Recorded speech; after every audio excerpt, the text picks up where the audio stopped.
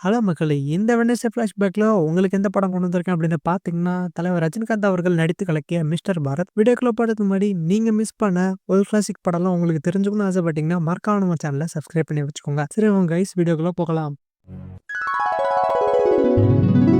இந்த படம் 1978ல வந்த திரிஷூல் அப்படிங்கிற ஹிந்தி படத்தோட ரீமேக் தான். இந்த படத்துல யாரெல்லாம் நடிச்சிருக்காங்க அப்படின்னு பார்த்தீங்கன்னா, ரஜினி, அம்பிகா, ரகுவரன், சத்யராஜ், விஷு, கவுண்டமணி இந்த மாரி பல நடிகர் பட்டாளங்கள் இந்த படத்துல நடிச்சிருக்காங்க. ஸோ, இப்ப இந்த படத்தோட கதைய எடுத்துக்கிட்டா, சத்யராஜுக்கு ஒரு முதல் மனைவி இருக்காங்க. ஸோ, அவங்கள விட்டுட்டு இன்னொரு பணக்கார அம்மாவ சத்யராஜ் கல்யாணம் பண்ணிக்கிறாரு. இதுல இவங்க முதல் மனைவிக்கு ஒரு குழந்தை பிறக்குது. அந்த குழந்தை பெருசாகி வந்தோனே அவங்க அப்பாவ பழி வாங்குறதுக்காக கிளம்பி அவங்க அப்பாவ பார்க்க போறாங்க. அதுதான் நம்ம தலைவர் ரஜினிகாந்த் அவர்கள். ஸோ, இவங்க 2 பேருக்குள்ள இதுக்கப்புறம் என்ன நடக்குது? கடைசியில அவங்க அப்பாவ தான் வாயிலேயே இதான் நம்ம புள்ள அப்படின்னு சொல்ல வச்சாரா இல்லையா? அப்படிங்கிறது தான் இந்த படத்தோட கதையா இருக்கு. இதுல பாசிட்டிவான விஷயங்கள்லாம் என்னென்ன அப்படின்னு பார்த்தீங்கன்னா, இந்த படத்துல பாடல்கள்லாம் ரொம்பவுமே அருமையா இருக்கும். ஏன்னு பார்த்தீங்கன்னா, இந்த படத்துல மியூசிக் பண்ணது இளையராஜா அவர்கள். அது மட்டும் இல்லாம ஒரு அப்பா மகனுக்குள்ள என்னென்ன போட்டிகள் இருக்கும், பொறாமைகள் இருக்கும் அப்படிங்கிறத சூப்பராவே ஸ்கிரீன் பிளேல காமிச்சிருப்பாங்க டைரக்டர் எஸ்பி முத்துராமன் அவர்கள். இந்த படத்துல ரஜினிகாந்த் அவர்களோட அந்த ஓல்ட் கிளாசிக் ஸ்டைல்ல நம்ம நல்லாவே பார்க்க முடியும். ஓவராலா சொல்லப்போனா இந்த படம் வந்து ஒரு நல்ல ஃபேமிலி டிராமாவா இருக்கும். இந்த படம் ரிலீஸ் ஆன சமயத்துல